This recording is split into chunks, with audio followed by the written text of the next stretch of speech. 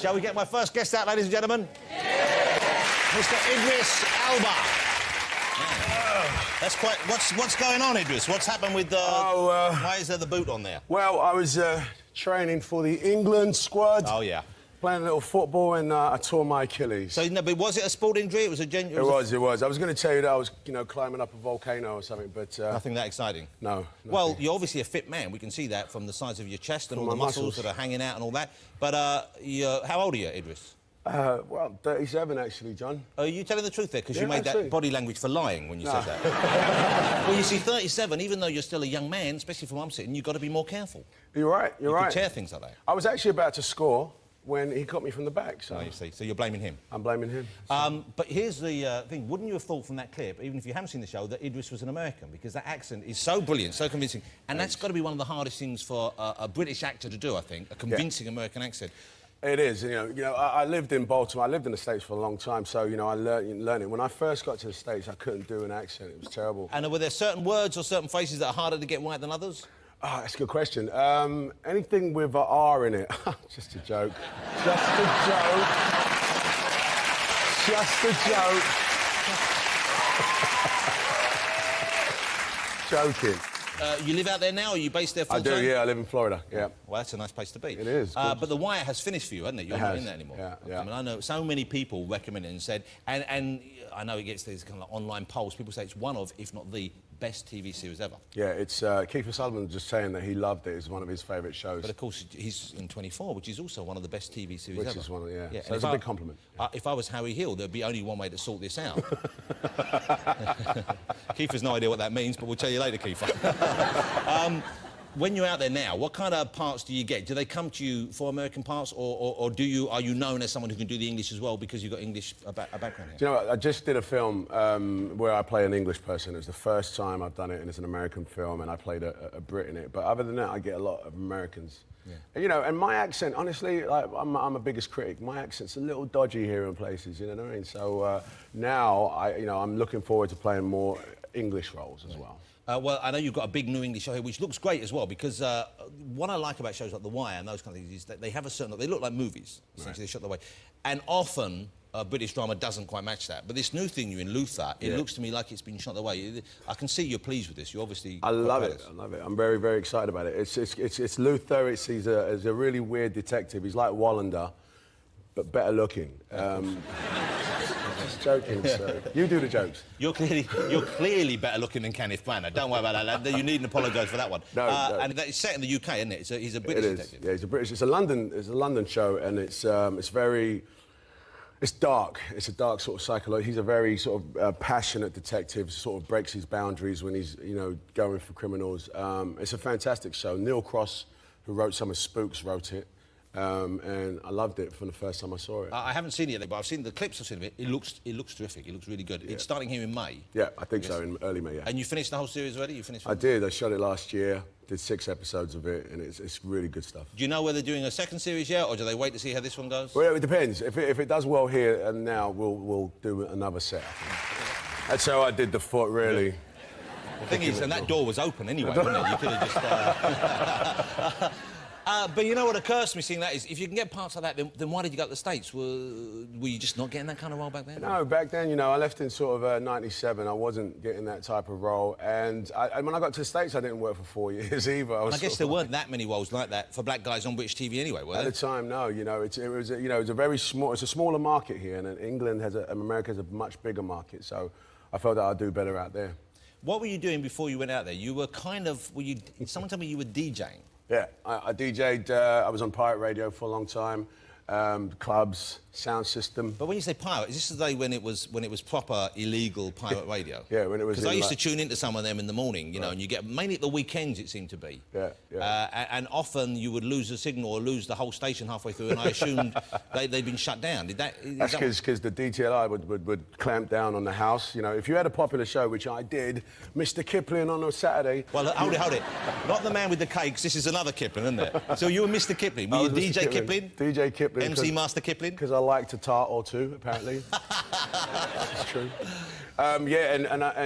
We used to do pirate radio in all these little derelict houses and that, and then the antenna would be on top. And you'd hear that knock on the door. They wouldn't even knock on the door. They'd just kick the door down and you'd have to be out the other side. So you had a few records, your bag, and... And so you'd grab the gear and you'd actually go off? You leave the turntables, but you take your records. Were you ever arrested? Were you ever called out? Never. I had a popular show. Yeah.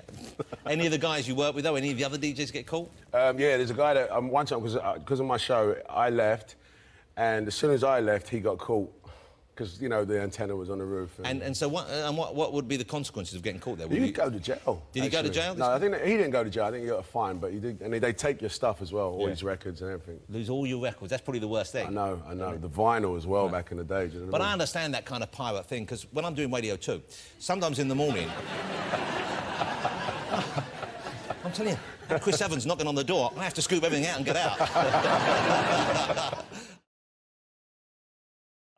But you still DJ now? You still do that? Yeah, I DJ. I play more house music, more safer environments. You know what I mean? Yeah. Clubs. Yeah. Have you ever DJed for any... Do you do parties for friends, for people like that? Yeah, I mean, you know, in the States, I've done all sorts of... I've DJed for Missy Elliott a couple of times. I was just in Miami doing the Winter Music Conference on the beach and all that. And you're involved with... Didn't you do something for Jay-Z on one of his albums?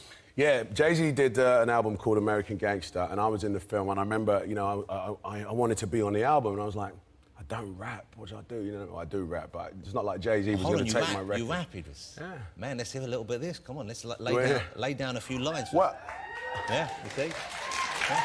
Don't put me on the spot. It might be really terrible, wouldn't it? Well, we're hoping it'll be terrible, obviously. All right, I'll make it off at the top of my head. It's really good, Dread. Me and Jonathan Ross, we don't give a toss. Yeah. That's not even a rap. No, that's no. They're the sort of letters I get from people at the bank when they're leaving. Well, that's why I didn't, you know, that's why Idris, I thought... I'll help you out. Go on. Everyone clap. Okay. 1, 2, 3, 3 and 4, 5 and 6, 7 and 8. That's just counting. Well, help me out, lads. You are the worst rapper I've ever met, and I've interviewed Vanilla Ice. OK. Now, when you're in Florida, what do? You play football, I guess. What do you do to keep fit? Because you are obviously a fit man. I guess you have to for the kind of roles you get, don't you? No, honestly, I don't keep fit as... I know, I wore this T-shirt because it shows me muscles, but normally I've got a bit of a gut, you know what I mean? And yeah, I don't know what that would feel like. You don't say. How can you sit there, especially sitting opposite me, and say you don't keep fit? I don't. Look at you. I play a little football. Yeah. Not much, clearly, but I do play a little football and I do a little kickboxing. That's it. Do you think there's a difference between like the American actors and the British actors in that respect? Because I know they do take it very seriously. But the actors in America? Well, no, yeah, like the gym and the fitness side of it. Yeah. When I lived in LA for a little while, like everyone would go to the gym. It was part of the routine, and I just couldn't get into it, you know. But do you do it when you're back here? No, not much. Stop doing that. Can I be honest with you? You're one of the most annoying people I've ever had on the show. Right? You say you're going to rap and you count to 8, and then you say you don't go to the gym and you've got the biggest arms I've seen. But this is... I'm thrilled the way it's worked out for you, because a lot of people go over there and, you know, regardless of their talent, it doesn't quite happen. Right. But it's really taken off for you, because I know you're a major star there. I was out and I saw you on a couple of talk shows right there, and I think this is amazing, this guy from Hackney. I tell you, you know, my mum and dad, they're like... My mum and dad still live here in East London, and, you know, they don't know what it's like for me in the States. My mum just came over. But it's quite mental for you out there, isn't it? I mean, you get mobbed. A little bit, yeah, a little bit. I have, you know, a security guard if I have to go to a club. Like, they love me. You know what I mean? Well, you're a very handsome man.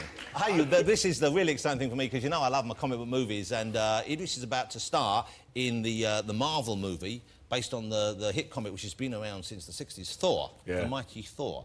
And now, who do you play in Thor? I play Heimdall, who is a Nordic god. Yeah, now, correct me, but if I remember my Norse mythology correctly, there weren't a lot of the brothers in...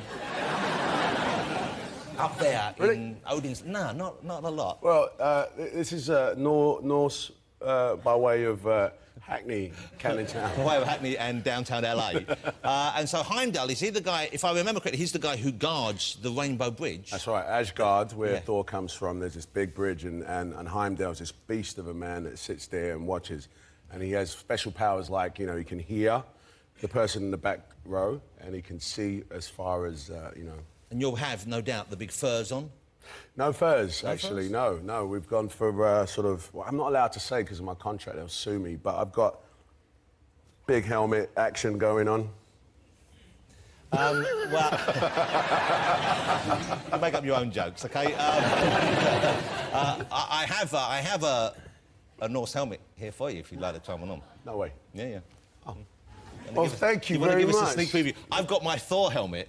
Yes. Yeah? You go first. Let's have a look at yours first. Okay. All right, here we go, ladies and gentlemen. It's a sneak preview of the new Thor movie. It's not going to be out for about 2 years. Ha ha! That's pretty good. I like that. Pretty good. You know what? If I put this on, it's going to look like we're on a stag do. You know that, don't you? Wait, look at that. That's what I'm talking about, Heimdall. I've got your back, Thor. Mine's quite heavy. Mine's not.